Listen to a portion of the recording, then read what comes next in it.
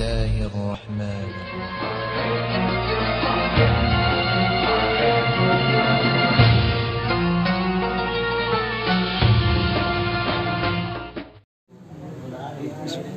أعوذ بالله من الشيطان الرجيم. بسم الله الرحمن الرحيم.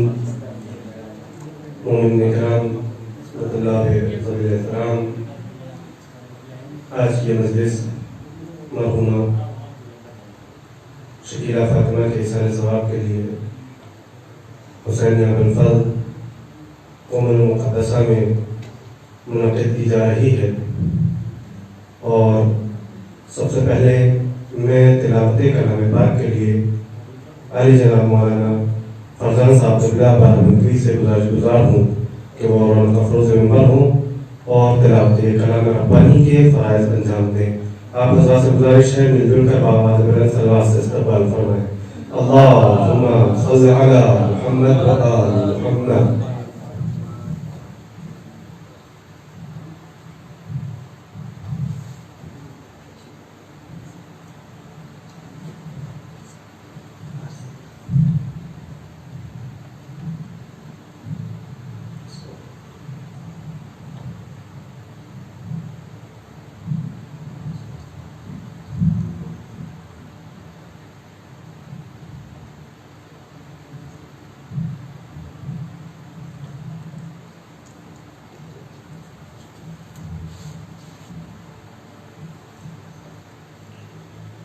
أعوذ بالله من الشيطان الرجيم.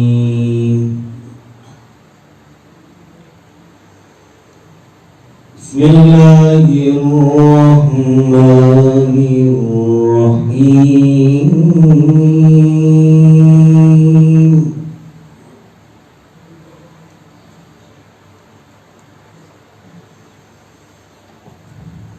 والشمس وضحاها والقمر إذا طلاها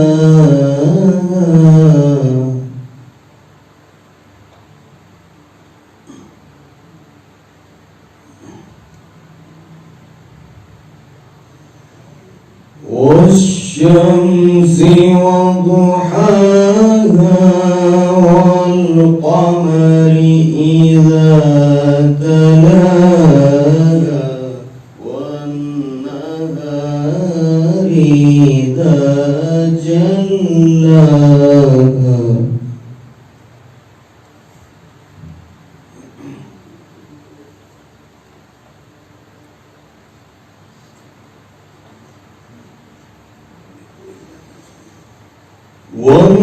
والنهار إذا جلاها والليل إذا يغشاها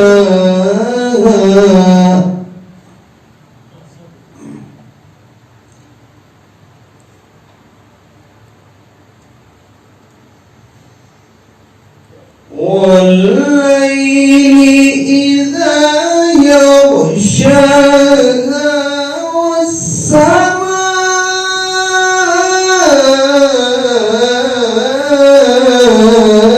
وما بناها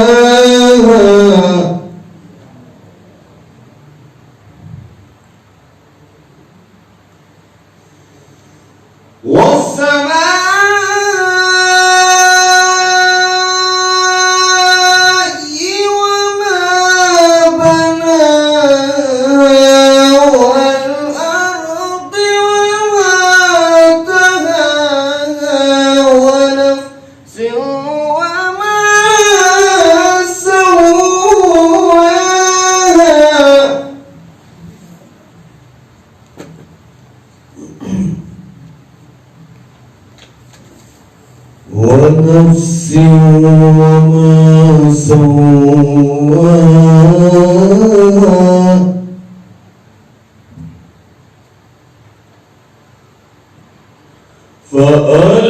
فألهمها فجورها وتقواها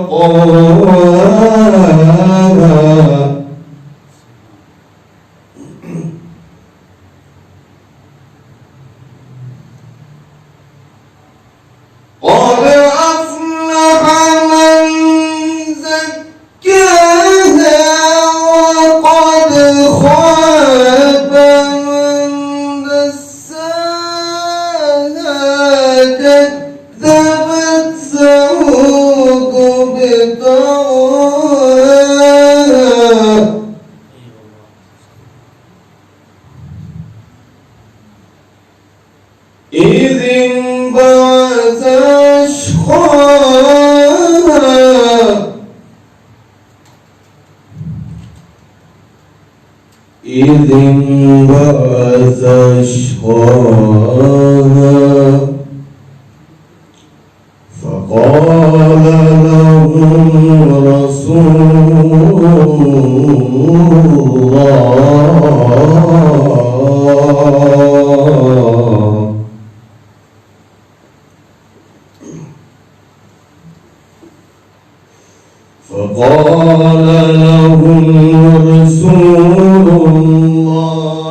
ناقة الله وسقياها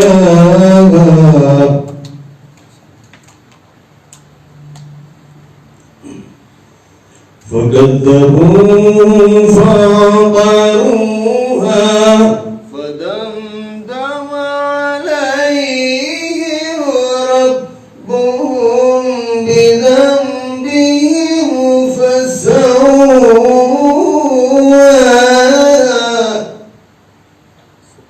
ولا يخاف عقباها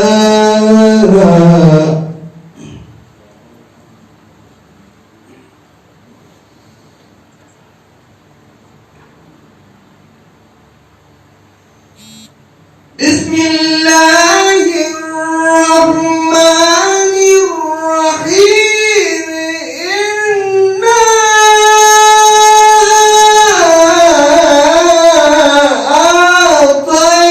أعطيناك الكوثر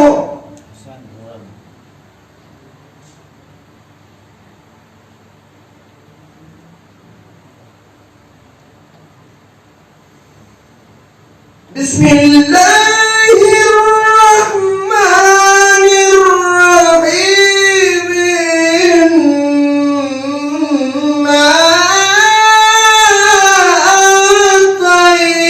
أعطيناك الكوثر فصل لربك وانهر إن شانئك هو الأبتر صدق الله العلي العظيم اللهم صل على محمد وآل محمد وعجل فرجهم واحشرنا معهم.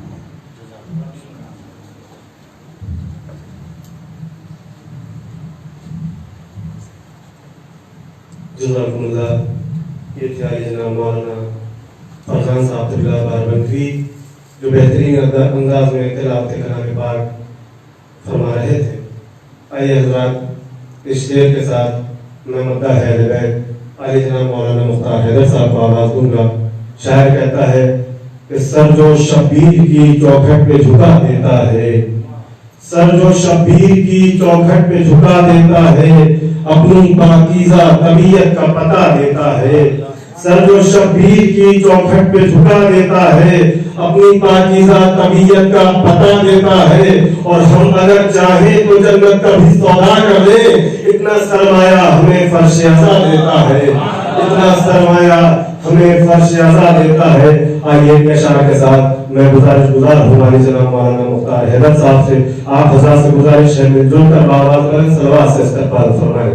اللہم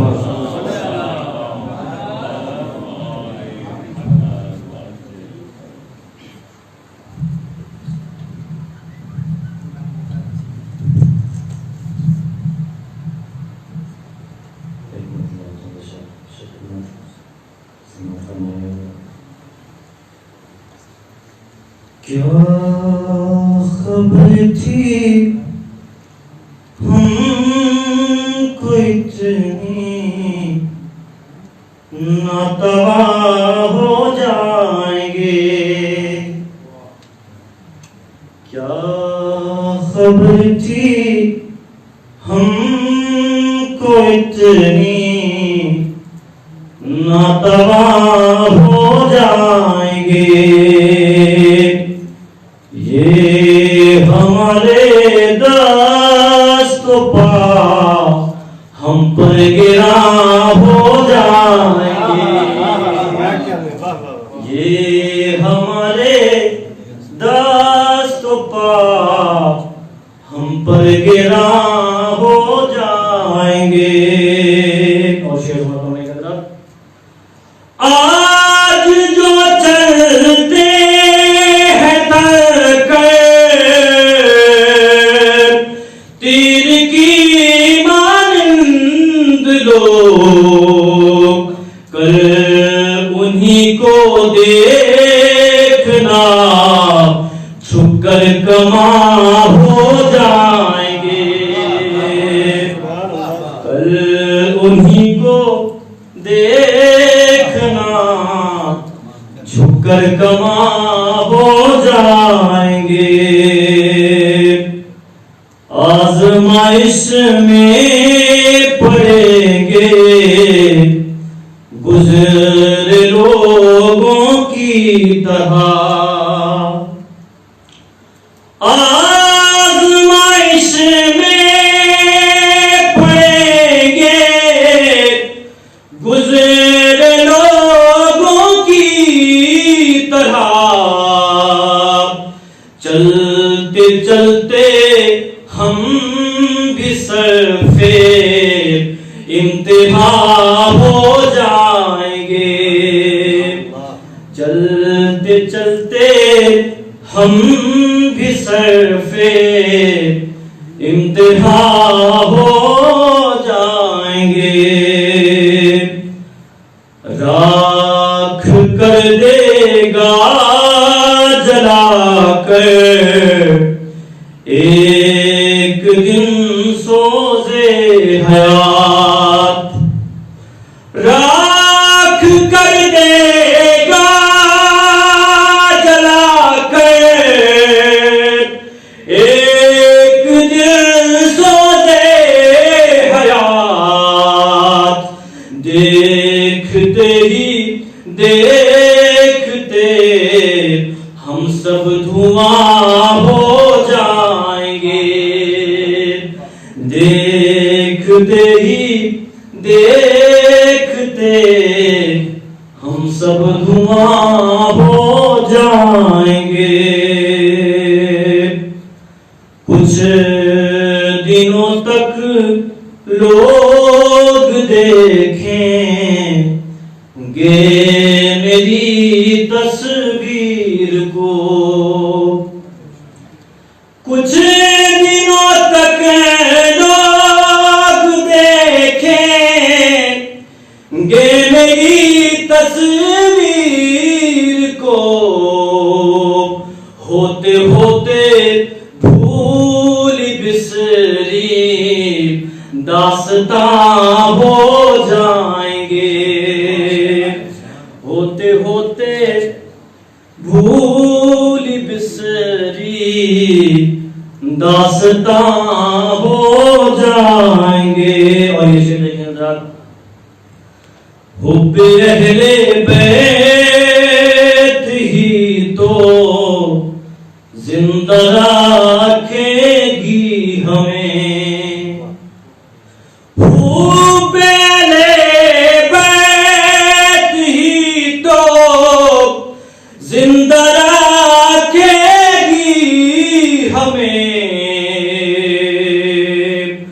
اور ہوں گے وہ ہوں گے جو مر کر بے نشان ہو جائیں گے، اور وہ ہوں گے جو مر کر بے نشان ہو جائیں گے۔ آخری شعر لیکن ذرا، جب زباں خاموش ہوگی قبر میں وقت سوال، جب منبر سے بہت فضل ہے میدان عمل کا، منبر سے بہت فضل ہے میدان عمل کا، تقریر کے مد اور ہے مردان وغار، تقریر کے مد اور ہے مردان وغار۔ دولت کا تو پہلے ہی گناہگار تھا منعم، دولت کا تو پہلے ہی گنہگار تھا منعم، دولت کی محبت نے گنہگار کیا،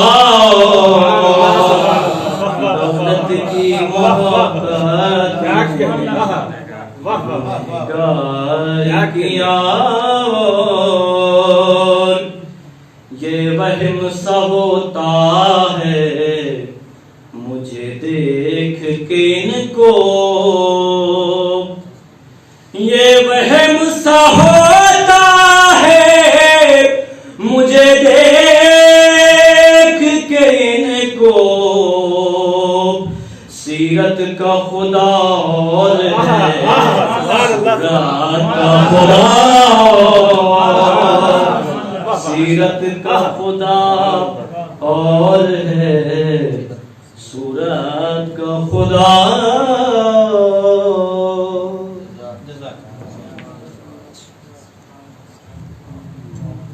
سبحان اللہ، جزاک اللہ۔ یہ تھا جناب مولانا مختار حیدر صاحب جو علامہ نجم افندی صاحب کا کلام پیش کر رہے تھے۔ ہستی کوئی ایسی بھی ہے انسان کے سوا، اور مذہب کا خدا اور ہے مطلب کا خدا اور اس سے قبل کہ میں خطیب کو آواز دوں، یہ شعر آپ حضرات کے گوش گزار کر رہا ہوں۔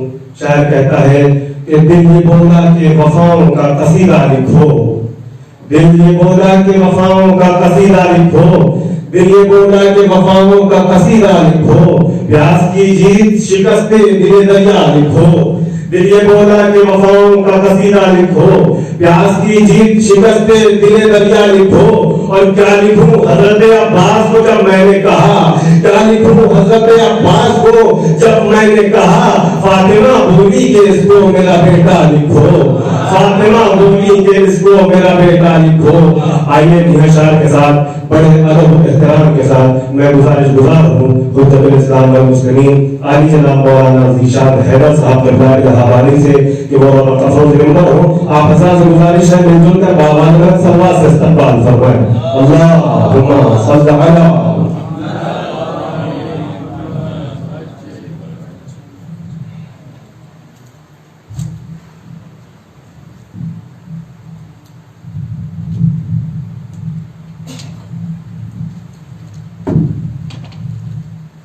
فاتحہ۔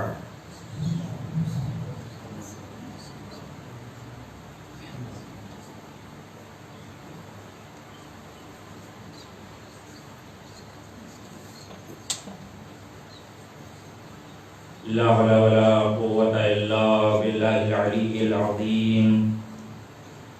أعوذ بالله من الشيطان الرجيم، بسم الله الرحمن الرحيم۔ حسبنا الله ونعم الوكيل، نعم المولى ونعم النصير۔ الحمد لله الذي لم يتخذ صاحبة ولا ولدا ولم يكن له شريك في الملك ولم يكن له ولي من الذل وكبره تكبيرا۔ الصلاة والسلام على سيدنا ومولانا أبي القاسم محمد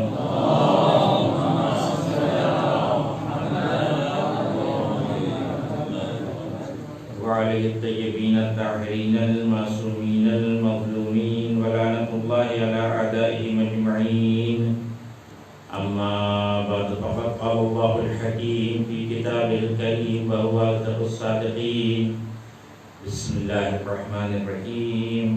هل أتى على الإنسان حين من الدهر لم يكن شيئا مذكورا، إنا خلقنا الإنسان من نطفة أمشاج نبتليه فجعلناه سميعا بصيرا۔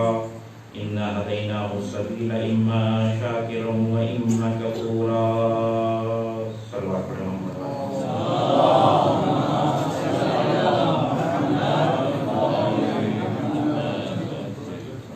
آپ حضرات سے گزارش ایک بار سورہ حمد اور 3 بار سورہ توحید کی تلاوت سنا کر سجدہ شکیل فاطمہ بنت غضنفر حسین رضوی کی روح کو ایصال کرتا ہے.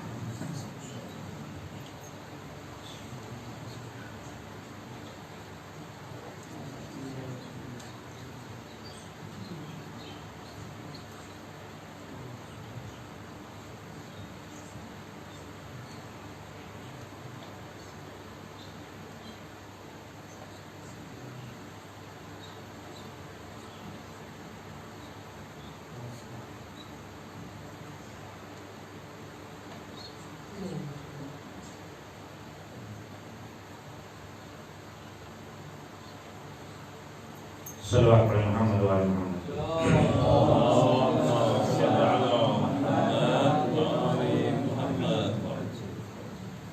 سورہ دہر کی ابتدائی آیتیں کی اس میں نے آپ کے تلاوت کی. اس کا سادہ سا ترجمہ یہ ہے کہ حل ادا علی الانسان حین من الدہر لم یکن شیئا مذکورا. کیا انسان کے اوپر کوئی ایسا زمانہ نہیں گزرا کہ جب وہ قابل ذکر شے نہ تھا. انا خلقنا الانسان من نطفۃ امشاج نبتلیہ. ہم نے انسان کو ملے جلے نطفے سے پیدا کیا نبتلیہ اور اسے مورد امتحان میں قرار دیا. انا جعلناہ سمیعا بصیرا. اور ہم نے انسان کو سننے کی اور دیکھنے کی قوت عطا کی. انا ہدیناہ السبیل اما شاکرا و اما کفورا. اور ہم نے انسان کو ہدایت کے راستے دکھا دیے. اب یہ اس کی اپنی ذمہ داری ہے کہ وہ ہدایت کے راستے پر چل کے میرا شکر گزار بندہ بن جائے یا ہدایت کے راستوں کو چھوڑ کے کفران نعمت کرے. اس آیت میں پروردگار عالم نے جو مرکزی نقطہ ہے انسان کے لیے بیان کیا ہے وہ انسان کا منزل ہدایت پہ آنا ہے. مگر اس سے پہلے ایک لطیف بات پروردگار نے اس آیت میں عرض کی ہے. وہ یہ ہے کہ لم یکن شیئا مذکورا. انسان کے اوپر ایک زمانہ گزرا ہے کہ جب وہ شے تھا لیکن قابل ذکر نہ تھا. آپ جانتے ہیں سرزائی کے سب علماء فاضل ہیں کہ جب کسی چیز کے اوپر شے کا اطلاق ہو جائے تو وہ موجود ہوتی ہے. شے یعنی وجود. لیکن پروردگار کہہ رہا تمہارا وجود تھا لیکن تم قابل ذکر نہیں تھے. کوئی تمہارا نام لینے والا نہیں تھا. ہم نے تمہیں قابل ذکر بنایا ہے. اب ہم یہ دیکھنا چاہتے ہیں کہ جس ہستی نے تمہیں قابل ذکر بنایا ہے تم اس کا ذکر کتنا کرتے ہو. انسان کا امتحان ہے اس مرحلے میں کہ جب وہ قابل ذکر نہیں تھا اور اس کا نام لینے والا نہیں تھا پروردگار نے اسے نطفے کی شکل سے مختلف مراحل سے گزار کے انسان بنا کے قابل ذکر بنایا. اب پروردگار یہ چاہتا ہے کہ بندہ بھی اپنے خدا کا ذکر کرے. لیکن ذکر السبیل اما شاکر و اما کفورا. ہم نے تمہیں ہدایت کے راستے دکھا دیے. اب یہ تمہاری اپنی مرضی ہے کہ تم کس مرحلے پہ جاتے ہو. ہدایت کے مرحلے پہ جاتے ہو یا کفر کے مرحلے پہ جاتے ہو. اللہ نے اس انسان کو اس دنیا میں بھیجا ہی اس لیے ہے کہ وہ ہدایت یافتہ ہو جائے. انسان کا اولین و آخرین ہدف ہدایت ہے. اس ہدایت کے راستے میں جو چیزیں درکار ہیں وہ معاون ثابت ہوتی ہیں جیسے کہ عبادت. ورنہ ہدف انسان عبادت نہیں ہے. ہدف انسان ہدایت ہے. عبادت اس ہدایت کے لیے معاون ہے. کیونکہ عبادت کر کے آپ کیا کریں گے؟ عبادت کے بعد کا مرحلہ کیا ہے؟ قرآن کہتا ہے وَعَبُدْ رَبَّكَ حَتَّى يَأْتِيَكَ الْيَقِينُ.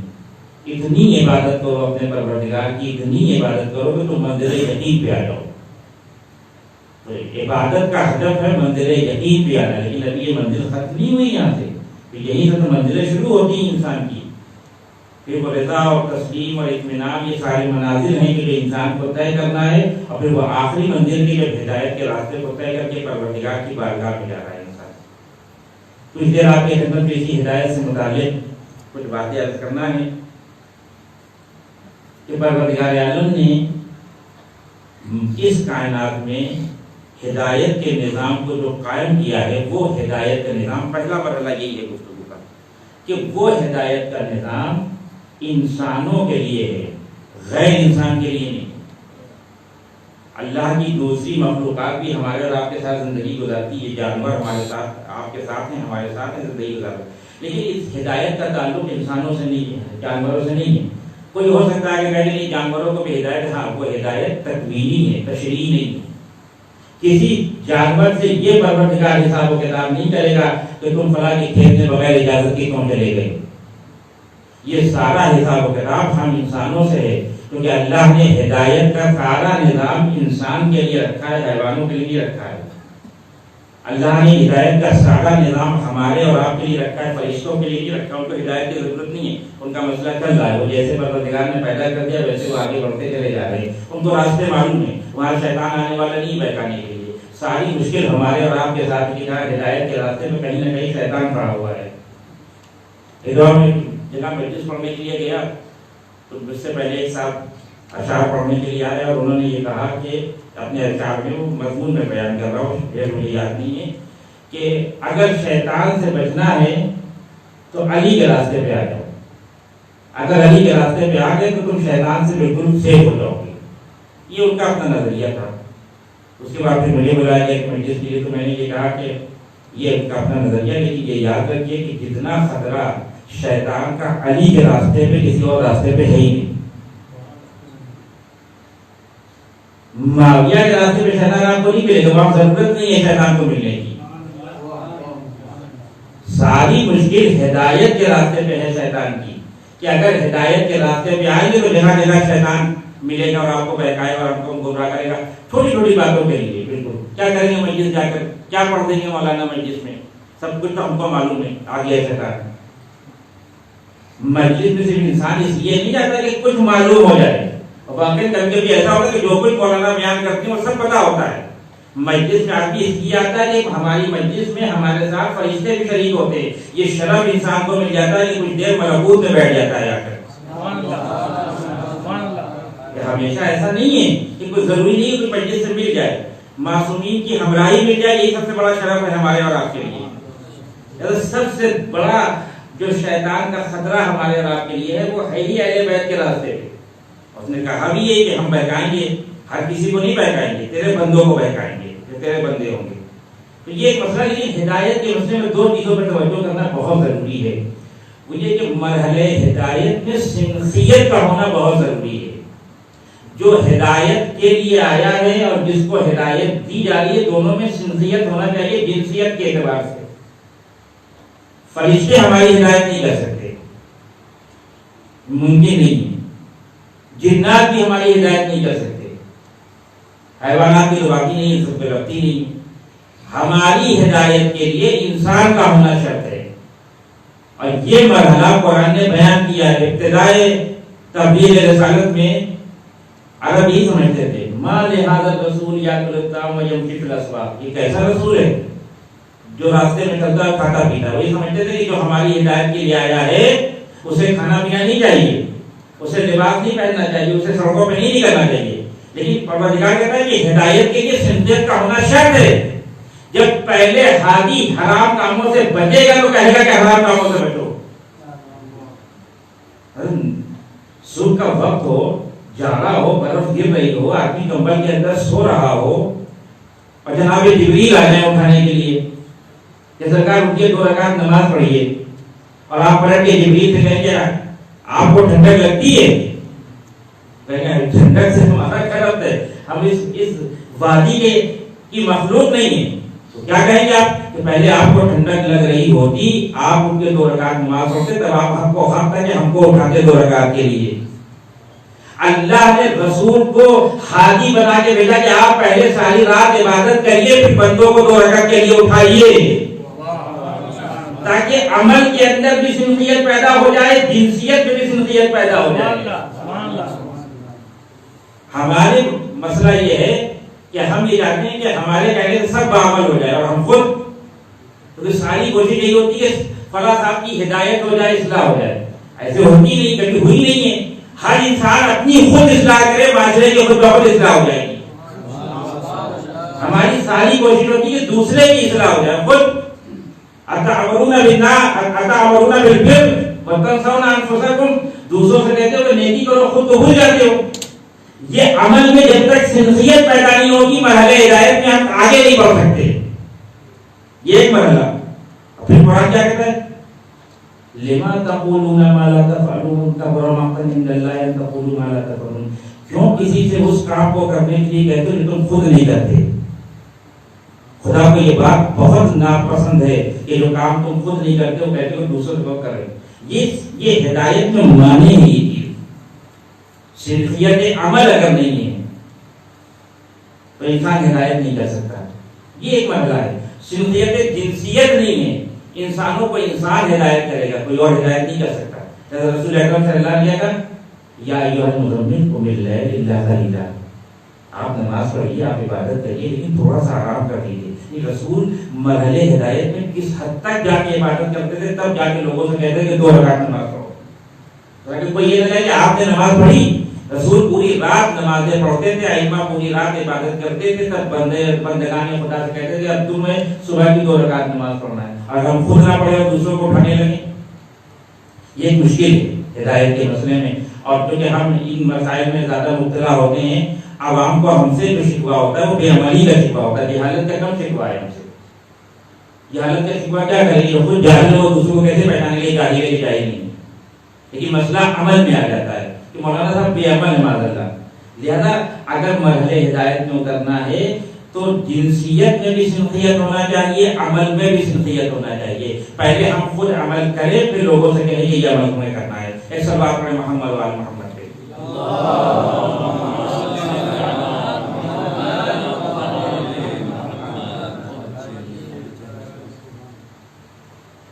اور دوسری بات یہ ہے کہ ہدایت مسلم چیخنے پلانے کی کوئی ضرورت نہیں. میرے کو ساتھ تھے یہاں پہ چلے گئے، وہ بتا رہے تھے کہ وہ ایک اپنے بچے کو لے کے کسی مجلس میں گئے اور ذاتی بہت چلا رہے تھے، بہت زیادہ چلا رہے تھے، چیخ رہے تھے. تو کہنے لگے بعد میں میرے بچے نے پوچھا کہ بابا یہ بات بھی چلا کے کہہ رہے تھے، اگر یہ خاموشی سے کہتے کہ ہمارے سمجھ میں نہیں آتی. ہدایت کے مسئلے میں بہت چیخنے اور چلانے کی ضرورت نہیں ہے. ہدایت کے مسئلے میں بہت زیادہ دلیلیں دینے کی ضرورت نہیں ہے. خود وجود ہے جو کسی کی ہدایت کر سکتا ہے. اور یہی مسئلہ گمراہی کا بھی، بس یہی سے بات کو یہ مقدمہ کرتا ہے. اصل بحث میں وارد ہو رہا ہوں کہ خود وجود، انسان کا خود وجود ہدایت بھی کرتا ہے اور خود وجود گمراہ بھی کرتا ہے. نہ بولنے کی ضرورت ہے، نہ مجلس پڑھنے کی ضرورت ہے، نہ دلیلیں قائم کرنے کی ضرورت ہے. خود وجود ہے جو ہدایت کرتا ہے. اور یہی سے اشکال پیدا ہوتا ہے ہمارے آپ کے مکتب فکری کے اوپر کہ آپ 1200 سال سے کسی کے آنے کا انتظار کر رہے ہیں کہ وہ آئیں گے، وہ کب آئیں گے، اور آپ اس بات کی بھی قائل ہیں کہ وہ ہدایت کرتے ہیں. تو جب ہدایت کرتے تو ہیں کہاں وہ دکھائی تو دیے نہیں کسی کو. آج تک امام زمانے میں کسی کو بلایا تو ہے نہیں کہ ہم تمہاری ہدایت کریں. ہم سے ہمارے والد نے، ان سے ان کے والد نے، ان سے ان کے والد نے، سلسلہ چلتا چلا جا رہا ہے. ایک کے بعد ایک نسلیں منتقل ہوتی چلی جا رہی ہے. وہ آئیں گے، وہ آئیں گے، وہ ہدایت کر رہے ہیں. پھر وہ کہاں ہے وہ ہدایت کر رہے ہیں؟ ان کا وجود کہاں ہے؟ یہی سے بات واضح کرنا چاہتا ہوں کہ ہدایت اور گمراہی کے لیے بولنے کی ضرورت نہیں ہے. ہدایت اور گمراہی کے لیے سامنے آنے کی ضرورت نہیں ہے. ہدایت اور گمراہی کے لیے چلانے اور دیکھنے کی ضرورت نہیں ہے. صرف وجود ہے جو ہدایت بھی کرتا ہے، وجود ہے جو گمراہ بھی کرتا ہے. تو یہی 2 باتیں جو باہر بیان کر کے میں بات کو ختم کر دوں گا. آئیے قرآن کی بات میں کرتے ہیں. قرآن سے پوچھتے ہیں کہ واقعا ایسا ہے کہ وجود ہدایت کرتا ہے چاہے وجود کو دیکھا نہ ہو؟ سوال یہ ہے، پہلی مثال تاریخ سے، تو وہ ایسے قرآنی نے رسول اکرم کو کب دیکھا تھا جو مسلمان ہو گئے؟ تصریح تو سنا تھا رسول اکرم کا، لیکن اتنے شہدائی ہو گئے کہ جان قربان کرنے کے لیے تیار ہو گئے. تو اس کے معنی یہ ہے کہ کسی کو ہدایت لینے کے لیے ہادی کا دیکھنا ضروری نہیں، اس کا وجود کافی ہے. وہ وجود زمین پہ کہیں پہ بھی ہو، اس کا وجود ہونا کافی ہے. اس کا بولنا ضروری نہیں ہے، اس کا سامنے آنا ضروری نہیں ہے، اس کا چیخنا چلانا ضروری نہیں ہے. قرآن کیا کہتا ہے اس مرحلے میں؟ قرآن میں 2 مثالیں ہیں اتفاق سے. گمراہی کی مثال بھی ہے اور ہدایت کی مثال بھی ہے. 2 میں ہدایت کی مثال دوں گا، ایک گمراہی کے بعد تو ختم کر دوں گا. پروردگار عالم جب ہدایت کے مسئلے میں آتا ہے تو قرآن کے سلسلے میں یہ ارشاد فرماتا ہے اِنَّ هَذَا الْقُرْآنَ يَهْدِي لِلَّتِي هِيَ أَقْوَمُ. یہ قرآن ہے، اس کی ہدایت بہت قوی ہے. قرآن اس کی ہدایت بہت قوی ہے. اب سوال یہ ہے کہ قرآن کس کی ہدایت کرتا ہے؟ قرآن کب بولا؟ اگر بول رہا ہوتا تو اس کو سامع کیوں کہتے؟ سامع کہتے ہی اس لیے کہ خاموش رہتا ہے. تو قرآن سے کس نے ہدایت حاصل کی؟ قرآن نے کس کو بلایا؟ کبھی آپ نے سنا ہے کہ جب کوئی آیت کا ترجمہ غلط کر رہا ہو قرآن فوراً پکار کے کہے تم آیت کا ترجمہ غلط کر رہے ہو؟ قرآن تو نہیں کہتا، قرآن تو خاموش ہے. لیکن پروردگار کہتے ہیں اس کی ہدایت بہت قوی ہے، یہ بڑی قوی ہدایت کرتا ہے. تو قرآن تو بولتا بھی نہیں. ابھی تو ہمارے اور آپ کے سامنے قرآن ہے بھی نہیں، جزدان میں رکھا ہوا ہے. تو قرآن ابھی ہادی ہے یا نہیں ہے؟ اس وقت ہادی ہے یا نہیں ہے؟ یا قرآن نے کوئی قید لگائی ہے کہ جب قرآن تمہارے ہاتھ میں ہوگا تو ہدایت کرے گا، جب جزدان میں چلا جائے گا تو ہدایت بند؟ نہ، قرآن کی ہدایت عام ہے. جزدان میں ہو تو ہدایت کرے گا، سامنے ہو تو ہدایت کرے گا، آنکھوں کے سامنے ہو تو ہدایت کرے گا، تلاوت ہو تو ہدایت کرے گا، تلاوت نہ ہو تو ہدایت کرے گا. پروردگار ہدایت کے لیے تو بولنا ضروری ہے، بولنا ضروری نہیں ہے، وجود کافی ہے ہدایت کے لیے. توجہ رکھیے، جہاں تک میں آپ کو لے جانا چاہتا ہوں، وجود کافی ہے ہدایت کے لیے. قرآن بولے یا نہ بولے لیکن ہادی ہے. آج تک کسی کو قرآن نے خطاب نہیں کیا کہ تم یہ غلط کام کر رہے ہو، لیکن قرآن ہدایت کرتا ہے. یہ ایک مثال ہے ہدایت کی. دوسری مثال اس سے بھی زیادہ وسیع، کیونکہ قرآن کے مسئلے میں فقہی مسئلہ تو یہی ہے نا ہمارے اور آپ کے لیے کہ ہم یہ قرآن کافر کے ہاتھ میں نہیں دے سکتے. منع ہے کافر کے ہاتھ میں قرآن دینا. تو لوگ سوال یہ کہ قرآن کافر کے ہاتھ میں نہیں دیں گے تو مسلمان کیسے ہوگا؟ یہ فقہی مسئلہ ہے. لیکن اس سے بڑی ہدایت کے مرحلے کو بیان کر رہے ہیں. قرآن کہتا ہے اِنَّا أَوَّلَ بَيْتٍ وُضِعَ لِلنَّاسِ لَلَّذِي بَبَّكَّةَ مُبَارَكٌ وَهُدًى لِلْعَالَمِينَ. اس زمین پہ سب سے پہلا گھر جو اللہ کا بنا وہ مبارک بھی ہے، هُدًى لِلْعَالَمِينَ، اور عالمین کے لیے ہدایت ہے. لیجیے، قرآن ہدایت تھا، بولتا نہیں تھا، پکارا نہیں قرآن نے کسی کو، ٹوکا نہیں کسی کو، لیکن ہدایت ہے. دوسری ہدایت کی مثال خانہ کعبہ، اللہ کا گھر جو پہلا گھر ہے زمین کے اوپر، مبارک بھی ہے اور عالمین کے لیے ہدایت، عالمین کے لیے، مسلمانوں کے لیے نہیں. تو آپ یہ بتائیے کہ قرآن کب خانہ کعبہ بولا؟ ارے ہمارے آپ کے بارے میں نہ بولے، کم سے کم نالائق لوگوں کے بارے میں تو بول سکتا ہے جس کے ہاتھ میں خانہ کعبہ کی چابیاں ہیں. ان کو تو خانہ کعبہ کو بولنے کے لیے تم کس کے پیچھے جا رہے؟ تمہارے پاس جب خانہ کعبہ کی چابیاں ہیں تو تم امریکہ سے سہارا کیوں لینا چاہتے ہو؟ وہاں میں تو بولنا چاہیے، لیکن خانہ کعبہ تو نہیں بولا. اچھا چلیے، ہمارے آپ کے لیے نہیں بول رہا، زمان اور مکان کا فاصلہ ہے. جو طواف کر رہے ہیں انہی کے بارے میں کچھ بول دے کہ ذرا سا طواف میں روک چینج ہوا تو خانہ کعبہ کو بول دینا چاہیے کہ تمہارا طواف باقی لوگ پھر سے شروع کرو. کتنے ایسے لوگ ہیں جو باقی طواف کر کے چلے آتے ہیں، بات نہیں متوجہ ہوتے ہیں، خانہ کعبہ تو نہیں بولتا ان کے لیے. تو پھر ہدایت کس بات کے لیے؟ یہ قرآن کہہ رہا ہے کہ یہ عالمین کے لیے ہدایت ہے. تو قرآن کے سلسلے میں بھی یہ بات قرآن نے خود کہی کہ اس کی ہدایت کبھی ہے، جبکہ قرآن بولتا نہیں ہے، جبکہ قرآن ہو سکتا ہے ہمارے سامنے نہ ہو. اور خانہ کعبہ کے لیے پروردگار کہہ رہا ہے کہ یہ عالمین کے لیے ہدایت ہے. تو خانہ کعبہ تو ابھی ہمارے سامنے موجود نہیں ہے، ہم تو نہیں دیکھ رہے ہیں خانہ کعبہ کو. تو کیا ایسی کوئی شرط ہے ہدایت خانہ کعبہ میں اللہ کے گھر میں کہ جو دیکھ رہا ہو اس کے لیے ہدایت، جو نہ دیکھے اس کے لیے ہدایت نہیں؟ آیت تو مطلق ہے. آیت میں نہیں کہا کہ جو پاس میں ہوگا اس کو ہدایت ملے گی، جو دور ہوگا اس کو ہدایت نہیں ملے گی. اس کے معنی نہیں، ان دونوں آیتوں سے ایک بات سمجھ میں آئی کہ مرحلے ہدایت کے لیے نہ بولنا ضروری ہے نہ دیکھنا ضروری ہے. صرف وجود ہے جو انسان کو ہدایت کی منزل کی طرف لا سکتا ہے. جیسے قرآن کا وجود ہے جو ہم کو ہدایت کی طرف لے کے آتا ہے، جیسے خانہ کعبہ کا وجود ہے جو ہم کو ہدایت کی طرف لے کے آتا ہے. یہ دو مثالیں میں نتیجہ بالکل آخر میں دوں گا. یہ دو مثالیں ہدایت کی تھیں قرآن سے. تیسری مثال گمراہی کی، عجیب و غریب مثال ہے. جناب ابراہیم اپنے پروردگار کی بارگاہ میں شکوہ کرتے ہیں، رب انہن اضللن کثیرا من الناس، کہ میرے مالک ان بتوں نے لوگوں کی کثیر جماعت کو گمراہ کر دیا. لیکن جناب ابراہیم یہ نہیں کہہ رہے ہیں کہ بتوں کی وجہ سے گمراہ ہو گئے. بتوں کی وجہ سے گمراہ ہونا اور ہے، بتوں کا گمراہ کرنا اور ہے. اب اس مسئلے میں تو ہمارے لیے اور آپ کے لیے بہت آسان ہے، جو ہندوستان میں اور پاکستان میں یہ مرا ہے. ہندوستان میں زیادہ، پاکستان میں کم ہے. اتنے مجموعے میں سے کوئی ایسا آدمی ہے جو مجھے بتا سکے کہ کبھی ہم جا رہے تھے اپنے گھر میں سے کہیں کسی کام کے لیے، راستے میں ایک مندر پڑ گیا، وہاں ایک بت رکھا ہوا تھا، پتھر کا خدا رکھا تھا، اس نے ہم کو آواز دے کے بلایا کہ ادھر آ جائیے. کبھی سنا ہے کسی بت کے بارے میں؟ پتھر کے وہ کیا اتنے مجبور ہیں، اتنے مجبور ہیں کہ جہاں رکھ دیے جائیں وہی رکھے رہیں گے. اگر مانا جائے تو خدا ہے، نہ مانے تو پتھر. جو اتنا مجبور ہو، اس کے بارے میں جناب ابراہیم کہہ رہے رب انہن اضللن کثیرا من الناس، پروردگار ان بتوں نے لوگوں کی کثیر جماعت کو گمراہ کر دیا. نبی اللہ کیسے گمراہ کر دیا؟ یہ تو بولتے ہی نہیں ہیں، یہ تو حرکت بھی نہیں کرتے، کیسے گمراہ کر دیا؟ اس کے معنی یہ ہے کہ قرآن کی نگاہ میں گمراہی کے لیے بولنا ضروری نہیں ہے، وجود کافی ہے. توجہ رکھیے گا. جبکہ اس مرحلے سے جناب ابراہیم گزر چکے ہیں، سمجھا دیا جناب ابراہیم نے بتوں کے بارے میں.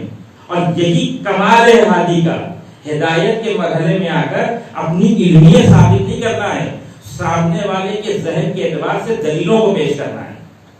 جناب ابراہیم نے جب بتوں کو توڑا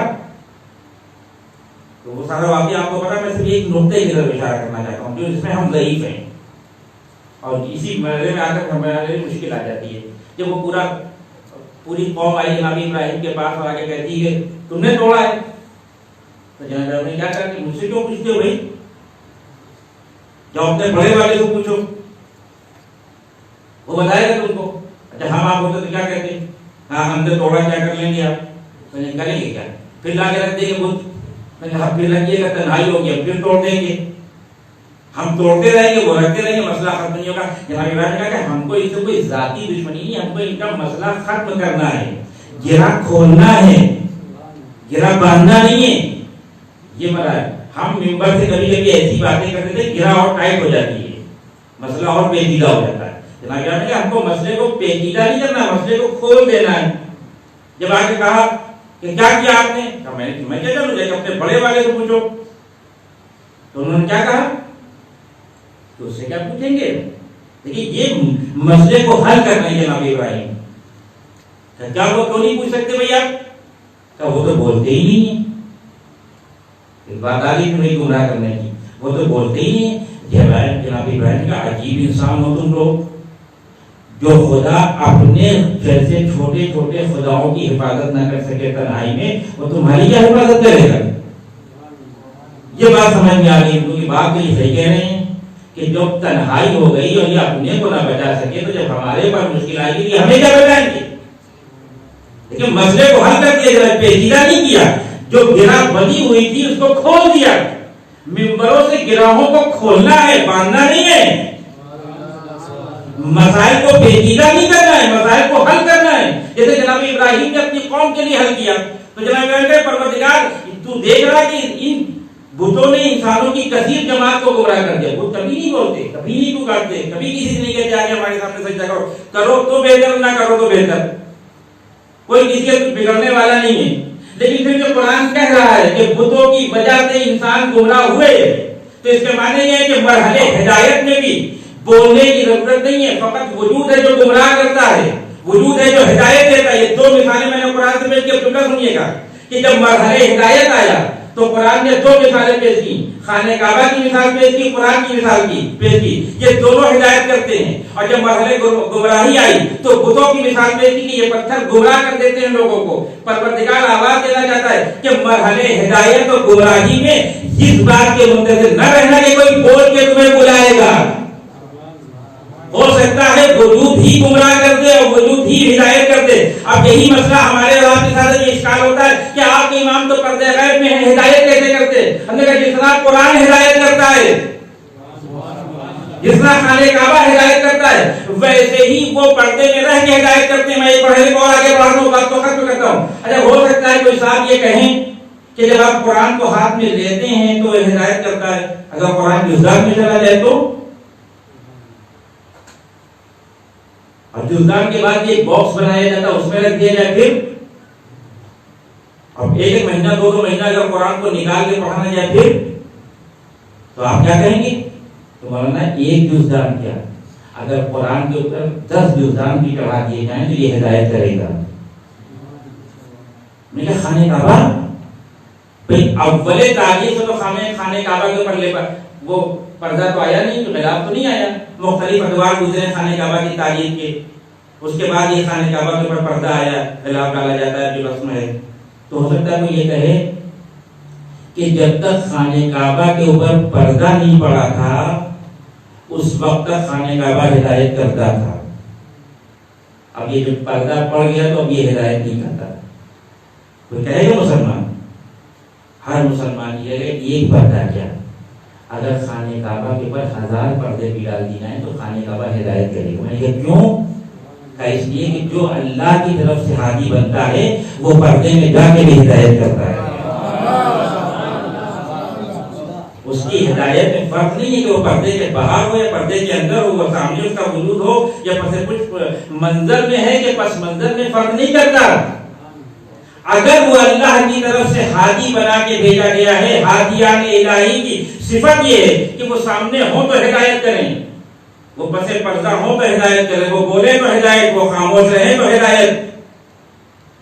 ہم نے کہا کہ جس طرح سے قرآن جزدان میں جا کے ہدایت کرتا ہے، جس طرح سے خانہ کعبہ خلاف کے آنے کے بعد ہدایت کرتا ہے، اسی طرح سے ہمارا اور آپ کا امام بھی پردہ غیب میں رہ کے ہدایت کرتا ہے، کیونکہ ان دونوں کو بھی اللہ نے ہادی بنا کے بھیجا ہے۔ ان دونوں کی ہدایت میں کوئی پردے آ کر اس ہدایت کو معنی نہیں بنا سکتے۔ تو اس کے معنی یہ ہے کہ جو اللہ کی طرف سے ہادی بنا کے بھیجا جاتا ہے، 1200 سال کیا 12000 سال تک پردے پڑے رہے پھر بھی یہ ہدایت کرتے رہیں گے۔ مسئلہ ہمارے اور آپ کی ہدایت لینے کا ہے، وہ یقینی مرحلہ کہ ہم کس طرح سے ان وجود سے ہدایت لیتے ہیں جن کو اللہ نے ہدایت کے لیے پیدا کیا ہے۔ مشکل ہماری طرف سے، مشکل ان کی طرف سے نہیں ہے۔ تو ایک چھوٹا سا واقعہ اور بات کو میں ختم کر رہا ہوں۔ مرحوم مجلسی نے اس واقعے کو نقل کیا ہے، بحرین کا واقعہ ہے کہ بحرین میں ایک زمانہ گزرا کہ جب شیعوں کے اوپر بہت مشکلات تھیں، ابھی بھی مشکلات تھیں، لیکن وہ مشکلات یہ تھی کہ جو دیگر مکاتب فکر تھے اس میں خاص کر کے اہل سنت وہ یہ چاہتے تھے کہ بحرین سے شیعوں کا صفایا ہو جائے۔ تو انہوں نے کیا کیا کہ 3 عدد انار لے کے آئے، اس میں جو ہے وہ انہوں نے جب وہ انار لگایا تھا اس میں انار کو جب کاٹا تو تینوں خلیفہ کے نام مل گئے۔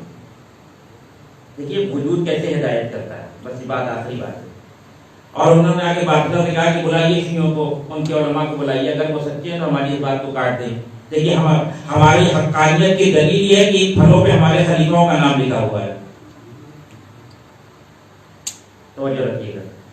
تو بادشاہ نے بلایا اس زمانے کے علماء کو، شیعوں کے علماء کو، کہا کہ دیکھیے یہ مسئلہ ہے اور آپ اس مسئلے کو حل کریے ورنہ آپ کا مذہب تو گیا یہاں۔ تو جو عالم آئے تھے انہوں نے کہا کہ ہم کو 3 دن کی مہلت دیجیے، 3 دن کے بعد ہم آپ کو جواب دیتے ہیں۔ انہوں نے کہا ٹھیک ہے، آپ کو 3 دن کی مہلت دے دی۔ اب یہ سب گئے اور سر جوڑ کے بیٹھے کہ اب ہوگا کیا۔ 1 دن گزرا، 2 دن گزرا، ان کی جو ہے وہ حالت ہے کہ اگر ہم نے جواب نہیں دیا تو ہوگا کیا۔ توجہ رکھیے گا، صرف وجود ہدایت کرتا ہے، مشکل ہماری طرف سے ہے، ہدایت کرنے والے کی طرف سے نہیں ہے۔ اب انہوں نے توسل کرنا شروع کیا امام زمانہ سے، مولا اگر اب نہیں آئے تو ہم تو گئے۔ اور ہوا کہ ایک تیسرے دن امام کی طرف سے ایک آدمی آیا، اس نے کہا کہ جائیے دربار میں اور یہ کہیے کہ جن لوگوں نے یہ کام کیا ان کے گھر جائیے، ان کے گھر میں والد ہوں گے، وہاں ایک باکس ملے گا، اس باکس کھولیں گے، اس میں ایک اور باکس ہوگا، اس باکس کے اندر 3 عدد ڈائی رکھی ہوگی، کھاتے رکھے ہوں گے، ان کو نکالیے گا۔ دیکھیے انہوں نے کیا تھا انہوں نے کہ جب انار کا درخت بڑا ہو رہا تھا تو 3 بیجوں کے اوپر انہوں نے وہ 3 نام کے ڈائی لگائی، عمر، ابوبکر، عثمان، اور اس کو لگا دیا وہاں پہ۔ جیسے جیسے وہ درخت وہ پھل بڑا ہوتا چلا گیا، اس کے اوپر نقش ہوتا چلا گیا یہ نام، لیکن وہ وہاں یہ رکھی ہوگی۔ میں یہ پورا واقعہ سے بیٹھا ایک جملہ مجھے عرض کرنا ہے کہ وجود کیسے ہدایت کرتا ہے۔ ہماری کمی ہے ہدایت دینے میں، ان کی طرف سے کوئی کمی نہیں۔ اب وہ یہی ہوا جب جا کے وہاں تلاش کیا تو وہاں کمرے سے کچھ ساری چیزیں نہیں کی، انہوں نے کہا کہ سامنے رکھے کہ سرکار یہ دیکھیے یہ انہوں نے 400 بیسی دی ہے، اور امام نے اپنے سفیر سے کہوایا کہ ان سے کہیے گا کہ اس انار کو کاٹ کے دیکھیں اس میں مٹی کے علاوہ کچھ ملے گا نہیں. ظاہر ہے کہ جن پھلوں کے پر اتنے منحوس نام لکھے ہوں وہاں مٹی کے علاوہ تو کچھ بھی نہیں ہوگا.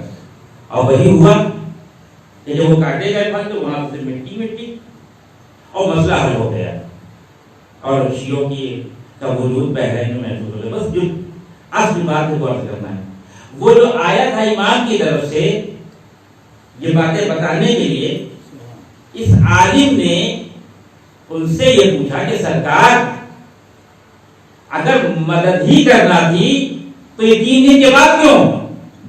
جب جان یہاں آ گئی تب آپ آئے بتانے کے لیے یہ کرنا ہے، پہلے دن کیوں نہیں کیا آپ نے مدد؟ آنے والے دن کا مشکل ادھر سے نہیں تھی، مشکل ادھر سے تھی. تمہیں اپنے امام پہ یقین ہوتا تو تم کہتے میں ابھی جواب دے رہا ہوں، مدد ابھی آتی. تم نے بادشاہ سے 3 دن کی مہلت کیوں مانگی؟ اس لیے کہ اس کے معنی یہ ہے کہ تم کو ہدایت کے مسئلے میں ارتباط کرنے میں اتنا یقین نہیں تھا. اگر تم اسی وقت کہتے کہ ابھی ہم اپنے امام سے پوچھ کے اس مسئلے کو حل کرتے تو امام فوراً تمہاری مدد کرتے. اس کے معنی یہ ہے کہ مرحلے ہدایت میں مشکل ادھر سے نہیں ہے، مشکل ادھر سے ہے. ہمارا رابطہ قائم نہیں ہوتا ان حاجیان الہی سے جن کا کام ہدایت کرنا ہے. ابھی ہماری مشکلیں حل ہوتی ہیں کہ نہیں ہوتی ہیں؟ ان کے علاوہ کوئی اور ہے جو ہماری مشکلیں اور آپ کی مشکلیں حل کرے گا؟ لیکن یہ ارتباط کیسے قائم ہوتا ہے ہدایت کا؟ یہ منزل ہدایت پہ انسان یقین ہونا چاہیے کہ وہ پردہ غیب میں ہے، ہمارے سامنے ہو یا نہ ہو، کیونکہ خدا کا ہادی پردہ غیب میں ہو تو ہدایت کرتا ہے، سامنے ہو تو ہدایت کرتا ہے. یہ سب بات پڑھے محمد والے محمد پہ.